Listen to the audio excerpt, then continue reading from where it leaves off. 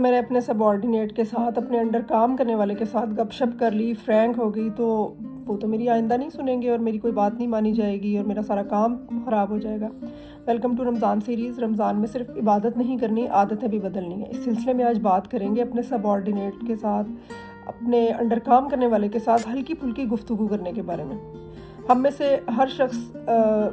کوئی بھی پرنس نہیں ہے، نہ وہ کوئی بادشاہت کی کرسی پہ بیٹھا ہوا ہے، لیکن ہماری کولیگ شپ ہو، گھر میں ہو، یقیناً ایسے درجات ہوتے ہیں جہاں کوئی ہم سے اوپر ہوتا ہے یا کوئی ہمارے انڈر کام کر رہا ہوتا ہے۔ تو میرے خیال سے یہ ایک بہت اچھی عادت ہوتی ہے کہ کام کے علاوہ اور اپنی ذمہ داریوں کے علاوہ کبھی کسی کے ساتھ ہلکا پھلکا مذاق، ہلکی پھلکی گپ شپ کر لی جائے، تو اس سے اتنا اچھا تعلق ڈیولپ ہوتا ہے اور ایک دوسرے کے لیے دل میں جگہ پیدا ہوتی ہے، اور وہ ادارہ، وہ گھر،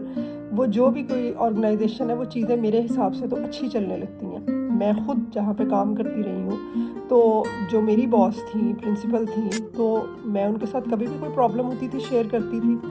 تو ایسا ہرگز نہیں تھا کہ اس کے بعد میں نے اپنی جاب ڈیوٹیز میں کوئی ڈنڈی مارنی شروع کر دی تھی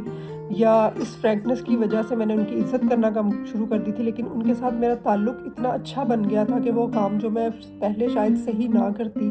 یا اس میں اتنی ایفرٹ پٹ نہ کرتی، تو اس تعلق اور اس آپس کی بانڈنگ کی وجہ سے میں اس کام کو اور زیادہ اچھے کرنے کی کوشش کرتی تھی۔ اور یہ صرف اس لیول پہ نہیں ہے، ہم لوگ کہیں باہر کھانے کے لیے جاتے ہیں تو اکثر جو ویٹر ہمارے آگے کھانا لا کے رکھتا ہے، تو اس کے ساتھ ہلکی پھلکی گپ شپ، حال چال پوچھ لینا، کوئی چھوٹا سا مذاق کر لینا، اس سے وہ انسان اپنے آپ کو کمتر محسوس نہیں کرتا، اور کسی کو کمتر محسوس نہ کروانا بھی ایک بہت اچھی عادت اور نیکی ہے،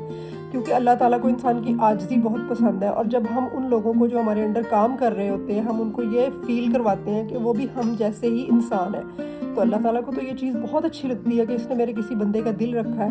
تو اس رمضان اپنی اس عادت کو بدلتے ہیں اور کسی کا دل رکھنے کا یہ بھی ایک طریقہ جو ہے وہ ہم پریکٹس کرتے ہیں۔